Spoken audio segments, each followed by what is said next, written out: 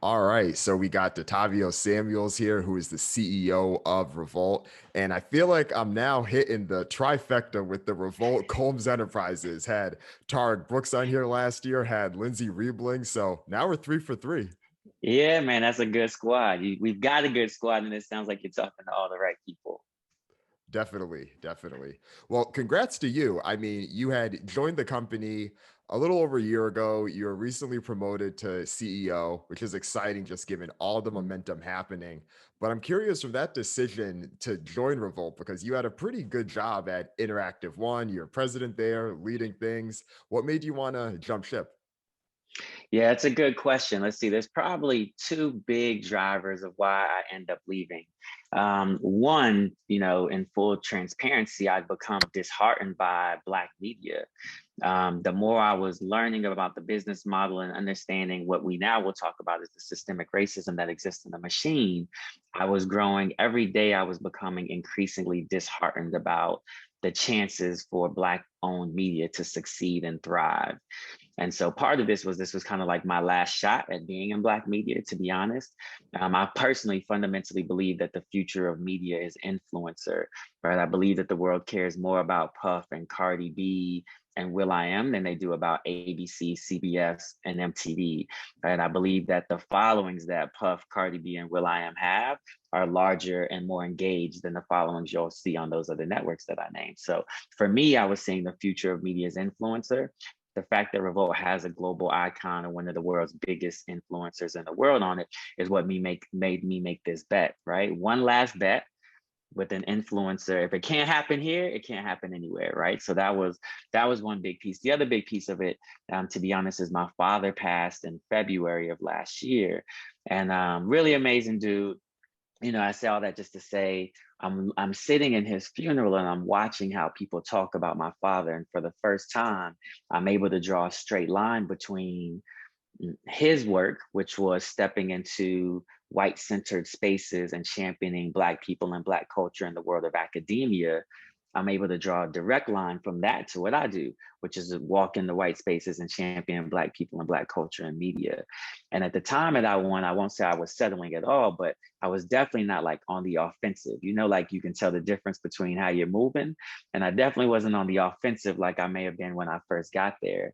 And seeing that the fact that my father did this fight all the way up until the end, I don't think he retired until maybe 18 months before he passed, kind of lit a new fire inside of me. Like, why am I slowing down? Why am I being comfortable? And so it also was just a phenomenal way to extend and carry on my father's legacy, which is a new thing that's important to me. So all of those things brought me to Revolt, and it's been a heck of a ride so far. Mm, that's inspiring. No, that's a great story, and I just can see the passion and the connection for you with that. And in terms of that, like fire and that momentum, what does that look like at Revolt? I know that you've been there. You're in the COO position now. You're in the CEO, but like, how have you been able to carry that fire with you? Yeah, look, it's literally the perfect storm. So what I'll say is like the fire is needed. Sometimes you see an opportunity, you're like, oh, I need to light this on. Sometimes it's like, no, we need fire here. So you take the combination of our chairman and the energy he is on. Sean Combs wakes up every day trying to figure out how to make things better for Black people. You take the moment that we're in, post George Floyd, with the death of George Floyd, he absolutely changed the world and he changed the conversations that we're having. And now it feels like it could be some sort of like an inflection and a tipping point. And then you take this really amazing brand that we have at Revolt, which sits at the intersection of hip hop culture, which is absolutely driving global culture, as well as social justice. And I'm grateful every day that I got to walk into God's positioning and timing is so amazing. And I'm grateful that I got to walk into it in this moment. And so now I don't honestly have to do anything but be myself, all the things that I care about. Let's go change the world for Black people. Let's go change the world for Black creators. Let's not just cover the news and cover the media, but let's be an active fight and an active player in this fight for Black liberation. All of those things are needed, and we get to do all of them at Revolt. And so every day it feels like you wake up with tremendous purpose. It feels like every day we wake up, we have a chance and an opportunity to move and shift culture. And so the fire stays lit because the moment requires it, which is super dope. Mm. And I think it was important for someone like you to be in that position when you came, right? Because a few months after you joined was when everything happened after George Floyd's murder. And I think at that point, you had spoken about this in other interviews where the company did do a very focused shift towards we're not just going to cover hip hop, we need to be more encompassing. We're going to expand our base covering the social justice.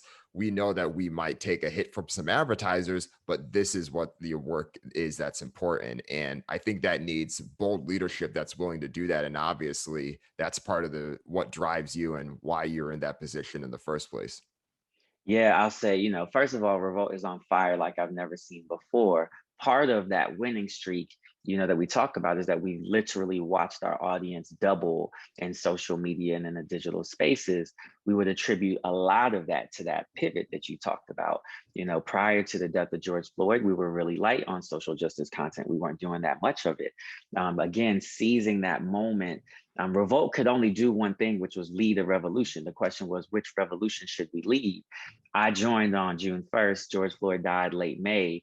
Soon as he died, I jumped in with the team and we made a pivot towards 100% social justice for that time period.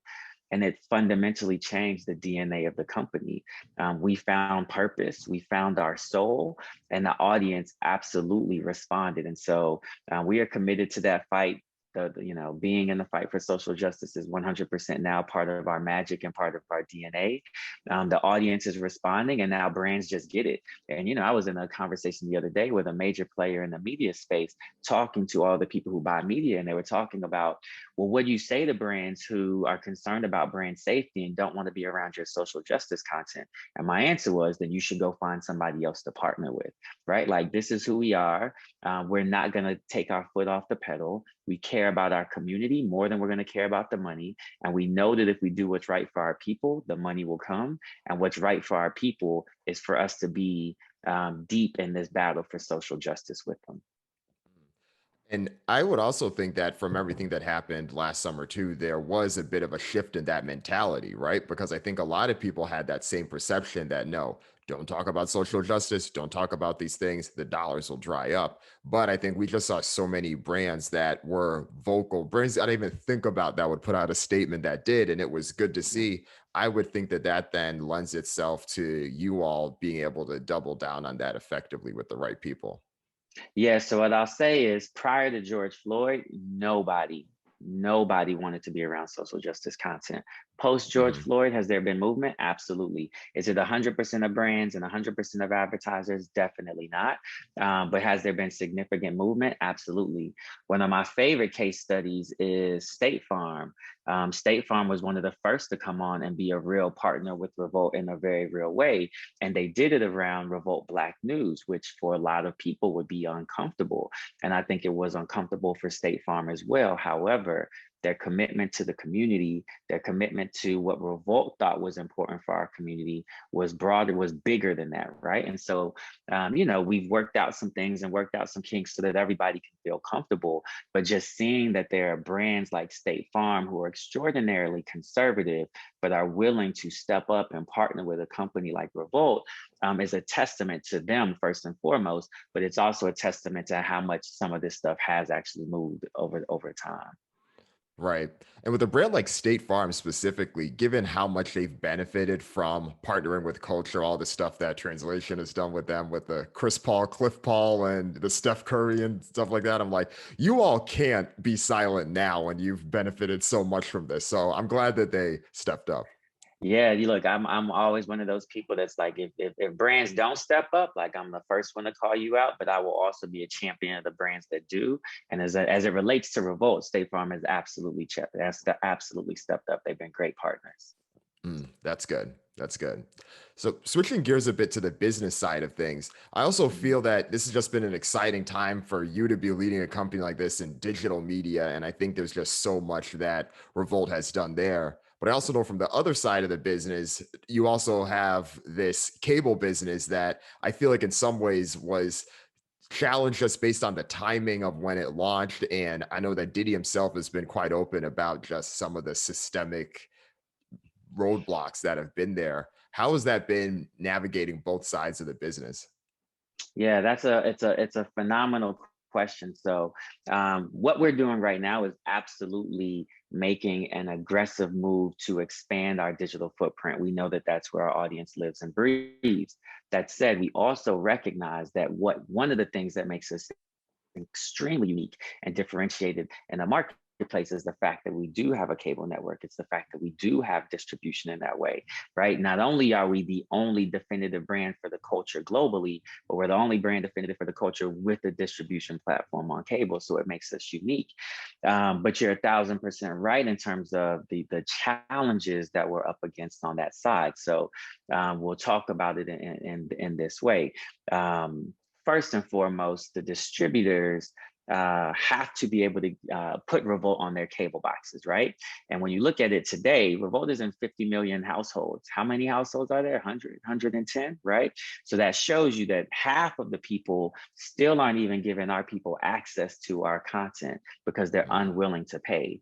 Even in the 50 million plus homes that we're in, they'll put us on such a high tier that Black people actually have to pay more money to get access to Black Mhm. content, which is a problem. And so then you're up against, so now you've got limited distribution against what other people have, like the Viacom platforms, the VH1s, the BETs, the MTVs, right? You've got limited scale. But then they want you to get measured via Nielsen metrics. Well, Nielsen metrics cost hundreds of thousands, if not millions of dollars.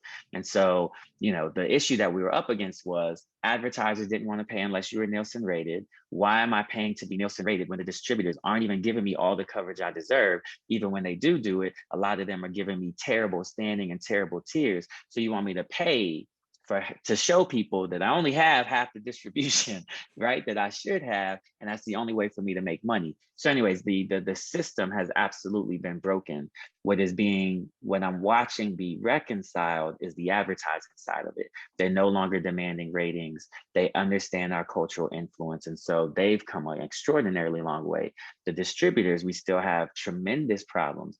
Find an MVPD with 5 Black-owned cable networks on it. You won't. You'll find 50 Latinx. You'll find hundreds of general market. Find me one with 2 or 3 Black-owned cable networks. So again, I'll champion the people who show up for us, the AT&Ts, the Comcast, the Charters, right? Those people have shown up in a real way, but there's a lot of them. Cox Altice still don't carry us. And there's tons of Black people in their regions, right? And so that has been a struggle and continues to be a struggle. Yeah, I could see that. And I think that it's probably just also challenging too. You mentioned so many of the strong Latino, Latinx channels like Univision. That is such a huge company that has had such a strong foothold for a while. And Telemundo, like there are many platforms there. For you all, it's like, no, like there are other opportunities besides BT or what's the guy that runs the Weather Channel one again? I forget Byron his name. Allen. Byron Allen. Byron Yeah. Allen. Yep. Besides those, but it's like there's more opportunities there. And so I know that even though it is a slightly different audience that you may be hitting there, as opposed to the digital audience that, very much that generation hip hop that you all have focused on, there still is value there. And it is frustrating to see. And I remember reading Diddy's op-ed on that and then hearing you speak about this. It's just like, damn, like the cards really are stacked. Yeah. Look, I had a conversation with the CEO at one of the companies last week, and they just refused to carry us. Now, mind you, what they would have to pay for us is probably 1/100th of what they're paying for ESPN and ABC. So the price isn't even that high. And so it's incredibly disappointing to be in this moment in time where the world for the first time feels like there's a bit of centering Blackness, where Revolt is creating content that is delivered, like Revolt Black News is giving them information, education, the things that they need. And it's incredibly disheartening to walk into these rooms and CEOs look at you and say, no, I can't afford the 2 pennies to put you on. Meanwhile, I'm paying dollars, you know what I mean, to these other Right. people. It's extraordinarily frustrating. And that side of the business, we have to find a way to fix. Advertisers, again, they're not perfect, but you can see tremendous movement. The MVPD side feels incredibly broken to me right now. Right. Like to your point, the carriage fees are not that high, It's right? not that And high. there are other companies out there that I'm sure get less pull that aren't necessarily, get hitting the same type of challenges. That's So, exactly right. In fact, they're probably increasing the price they're paying for them, right? So mhm. it's bad for us. So either you are ignoring us and we're not there, so Black people can't get access to the content, or when we are there, you put us on such a high tier that Black people have to pay more to get that. That is a broken system. Something's wrong. Right. I agree. I agree. I do think on the good side, though, and where the excitement, at least the trajectory is from the digital side, I feel like there have been some exciting things, and even just the combination of both content and commerce. There, you have the you have the content, and we're going to talk about the Crew League in a second because I've been watching Okay. those. I think those are awesome. But then the Revolt Summit too. I think that is just a good celebration and a recognition of a lot of the conversations, even some of the tense ones that I Yeah. think are important for people to be able to have. Yeah, yeah. Look, the content that the team is dropping right now is so phenomenal. We've made a tremendous pivot in terms of our content development strategy, and it's paying off. Look, Revolt again. Most Black-owned media companies are operating out of scarcity, so we have two pennies to rub together. That said, we're basically trending every single weekend between the. If it's not the Crew League, it's Respectfully Justin. If it's not Respectfully Justin, it's Drink Champs. The work that the team is putting out right now, regardless of how small our pockets are, is touching the culture, and that's all that matters to us. Mm. And in terms of the success of of those brands, whether it's Drink Champs or it's the Crew League, what are the metrics that you're measuring? Because of course, there's the objective things everyone can see, whether it is views or engagement or virality. But what are the most important metrics for you? Yeah, so you hit it. Number one is we're just big on engagement, right? You're sitting in the middle of a content explosion where millions of pieces of content are dropping every second, and you need Hmm. to know that you broke through, right? So that's number one. Number two is what makes Revolt different is we are a cultural brand, and so the other thing we're just measuring who from the culture is taking notice. A lot of that is a pull thing, right? So okay, the Crew League is out. Who's calling to be on season three? We've got some big names that are calling, right? The Respectfully Justin is out. Who's calling like, yo, that last episode? And you want the people, but you want the influencers of the culture to be paying attention and taking notice as well. And so that's the other thing that we look like. We look at. Did we break through this ridiculous content explosion? And the people who move culture and drive culture, do they want to be a part of it? Did they see it? Did they recognize it? Do they love it? If we do that piece, then we know we're onto something. Mm. And I could see that from the Crew League specifically, from who you had in season one, who you had in season two, and even the way it's scripted. Like you can tell this is something that was tailor made for social media and tailor made for that type of engagement, right? People want to see Russ and Jack Harlow or whoever else like go at each other, right? Yeah, that's exactly right. Yeah, you're 100% right. And I think the talent has been amazing. We'll probably be able to level it up a little bit as we step into season three. And I think even season one was it was literally built that way a little bit more. That's why you have people like Kid Leroy, right? Cast that had that Mm. YouTube kind of flow trying to bring them in. So now, like, you look, the league is extraordinarily interesting this season. Looks good. It's fun. I think people will be excited to see who makes it to the championship. And again, just proud of the work that the team is doing. I should also say we have tremendous partners on the other side of the Crew League, Eli and Jordan, who are ex-employees of Puff. So I don't know, I don't know how many people know, but there's this tremendous family story where Eli and Jordan used to work with Puff. Now we're all in business together with the Crew League, the world's first hip hop basketball league. And so that's also quite a nice story for us as well. Nice. And that ties it all together. And That's exactly right. I feel like in general, this is something that people have been asking for. I remember myself, I went to NBA All-Star weekend a couple of years ago. It was down in LA, and Mm, Adidas had this event where they had a bunch of rappers playing 5-on-5 against each other. It was like Wale, it was Chris Brown, Snoop was there, and it was like this should be videotaped and this yeah. should be content itself, not just for the people that got invited to this thing. So Yeah, I I'm think ready. that's right. Right. We had Rock and Jock back in the days when we were a little bit younger. So there's been these kind of hints at this thing. I think what makes the Crew League special is this idea that it's not random, it's not rappers randomly being cobbled together. What makes the crew league special is it's the rapper who gets to pick their team. So it's the rapper and their brother and their security guard and their cousin, which allows people to bring a different type of fight to the game.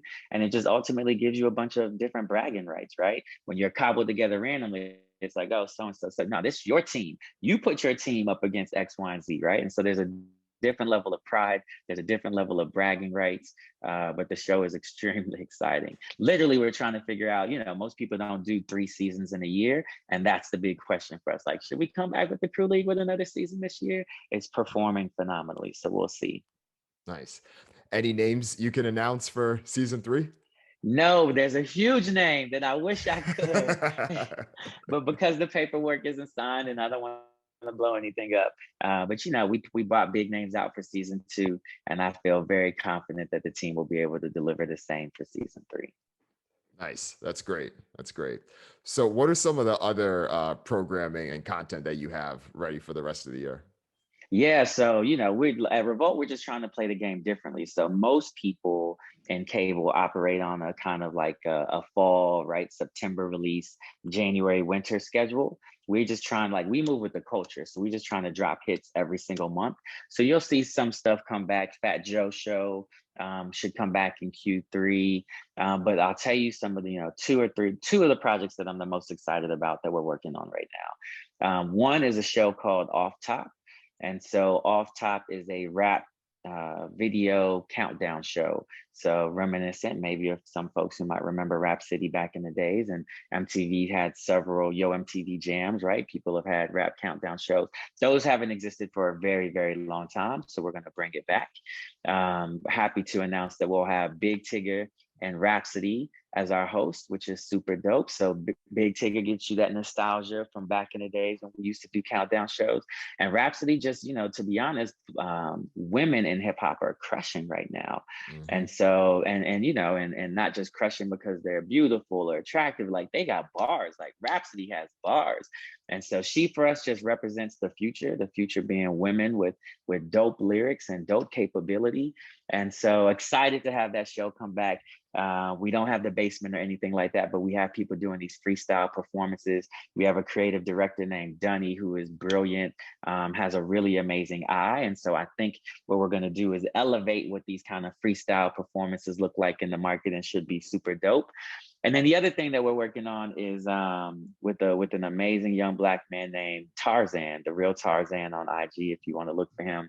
But this is basically a brother who's doing all the stuff you see in National Geographic, swimming with the sharks, running with the bears, sleeping with the the Panthers, that type of thing. We've seen it happen, but we've never seen it from a Black man. And this is a young Black man, tatted up, well built, looks like hip hop. He's hip hop. He's got our attitude and our swag.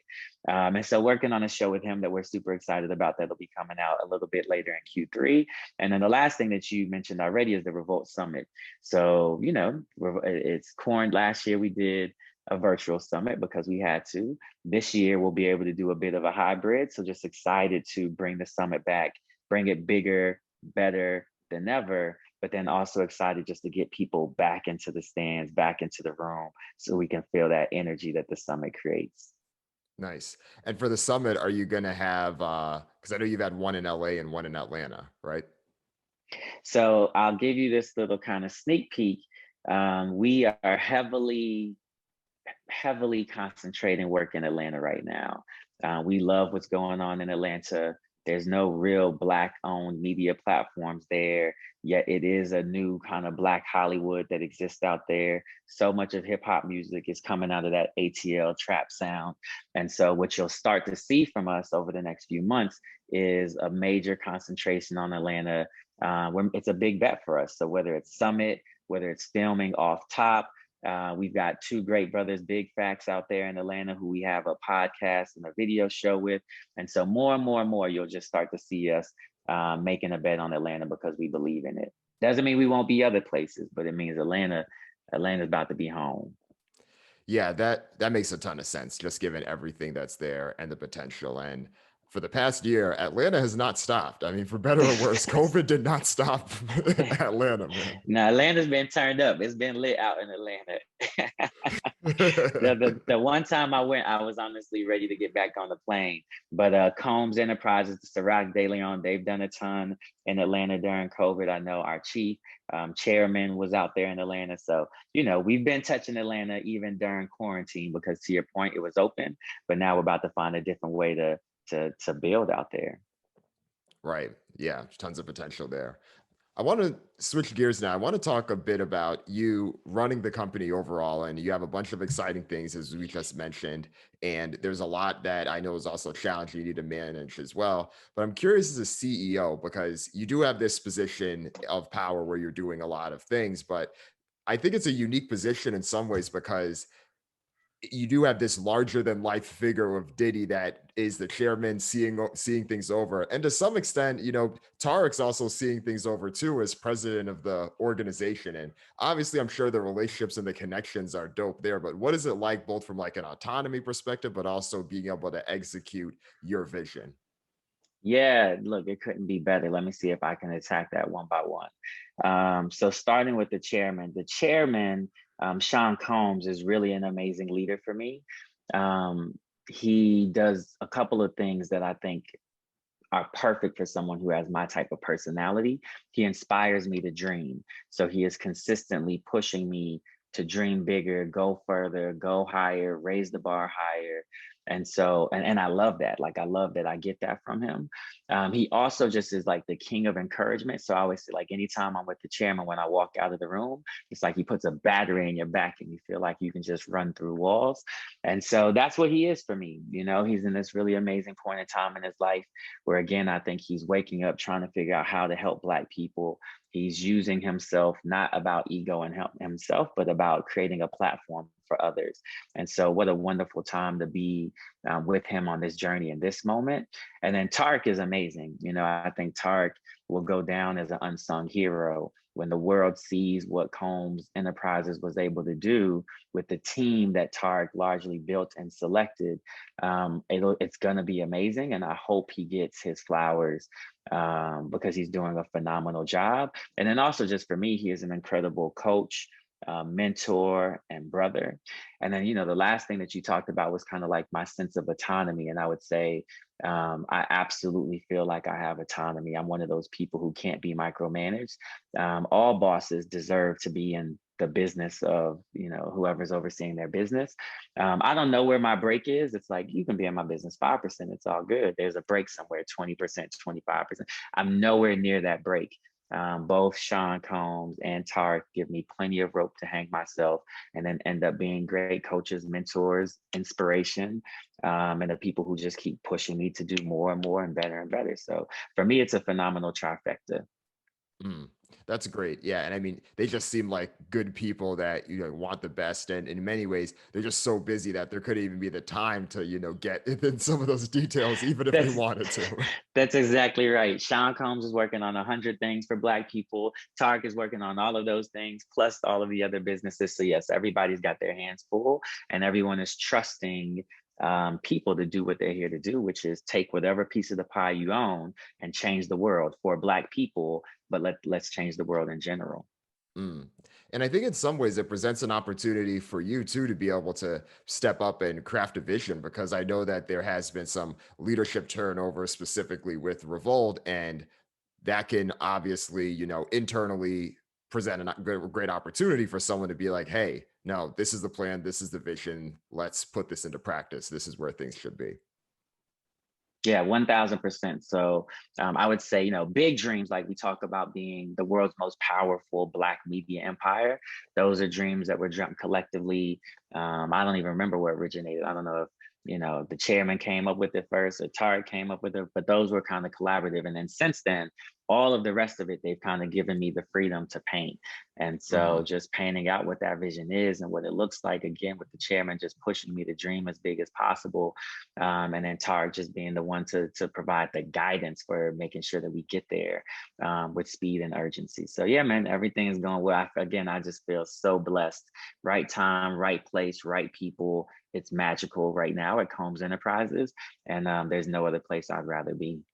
Yeah, it's an exciting position, especially right Yeah, now, for sure. yeah. And I think too, there was something that you had spoken on in an interview I listened to. It was talking about leading internally and leading as a black-owned media company, and even some of the challenges there. I know we talked about the cable piece, but even in the digital media side of things, where you had said that people will often compare, okay, well, why can't you all pay what X company will pay? We don't have to give any free ads here. We all know the other companies, but like, why can't you all pay what X pay? But like that also stems back to this thing of like, okay, well, who are the companies giving the ad dollars to and all those things? And that's something that I know has been something that's been top of mind for you even before Revolt, but it's something I've heard from other people and it's something that's real. And I can imagine just how frustrating that can be because that is this cycle that obviously you want to break. That's why you want this to be as successful as it can be. Yeah, that's exactly right. Yeah, it's incredibly frustrating, right? We're here for our people. We are here to elevate and uplift our people, and so it's frustrating when they don't get to see that. To your point, the core challenge is not that Revolt doesn't want to pay people. The core challenge is that despite the fact that Black people and Black culture drive, whatever you want to call it, 30, 40, 50, 60, 70, 80% of culture, Black owned media companies only get 1% of the pie. 1% of the pie is for all of us. It basically means that Black owned media companies are on the brink of extinction.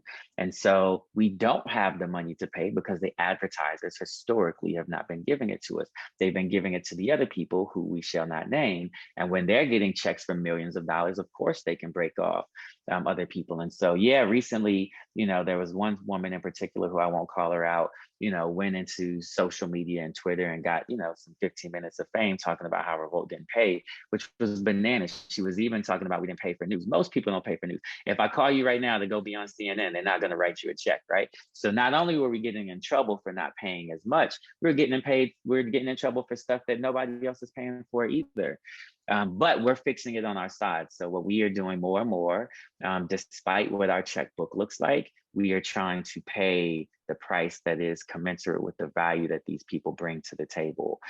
We have to prove to the market that excuses don't matter anymore and that enough is enough. And so you just got to fix things.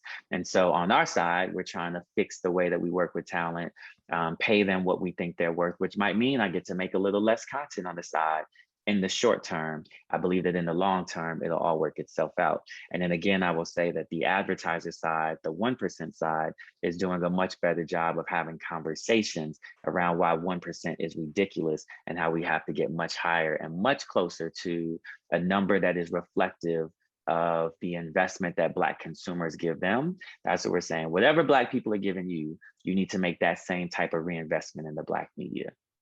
Right.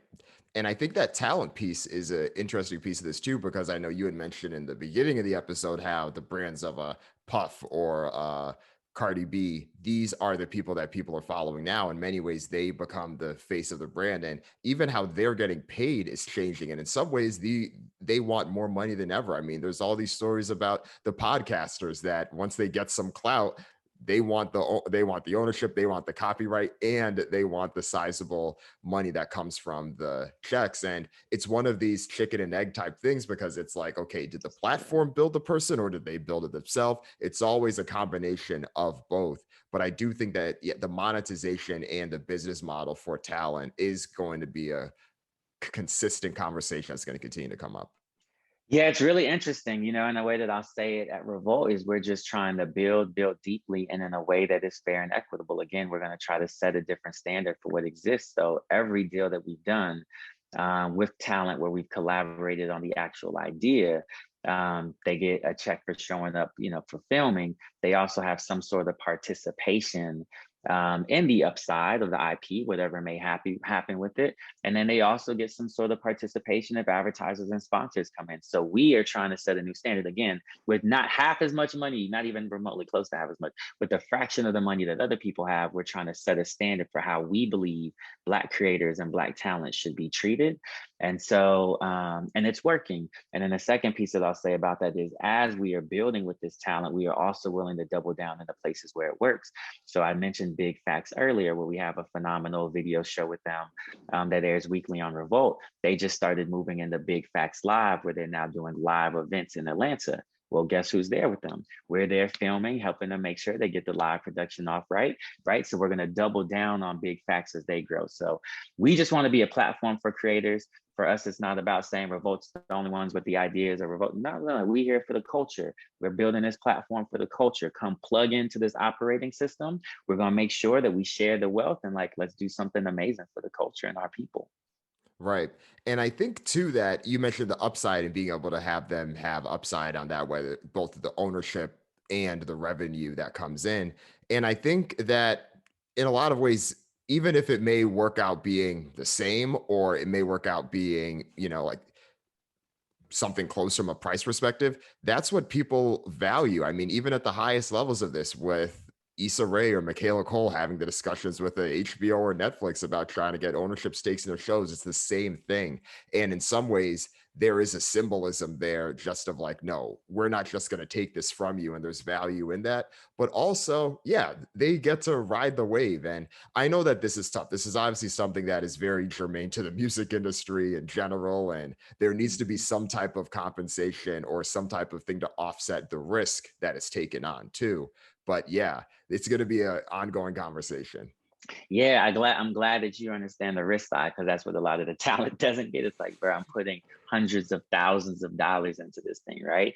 Mhm. But you're right. At the end of the day, America has a storied history of exploiting Black genius, Black bodies, Black hands, making billions of dollars and sharing none of that with the Black people who were the genesis for the creation.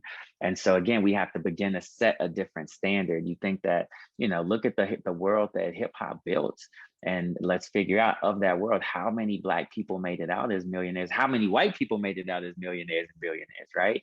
And we fundamentally believe at Revolt that in the same way that hip hop has dominated the audio world, it'll dominate the video world.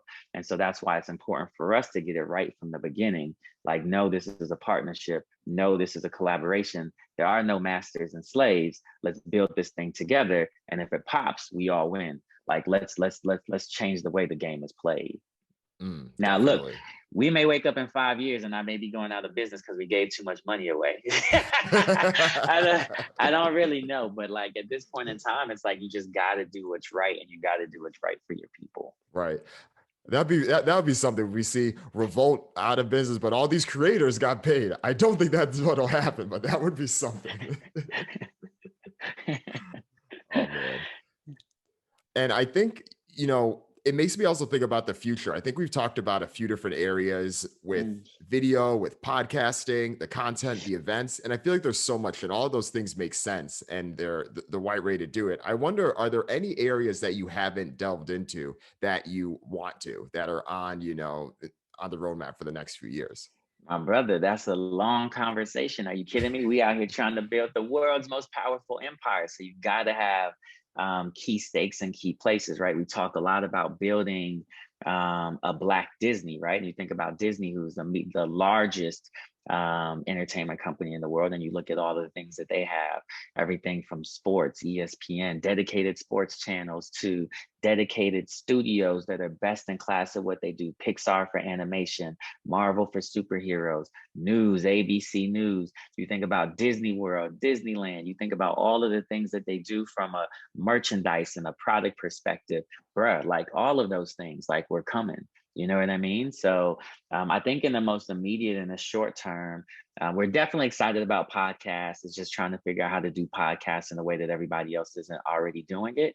And so, when we come in the game, we want to come in the game for real. We don't want to just come and build another. We want to come and build like a dominant force.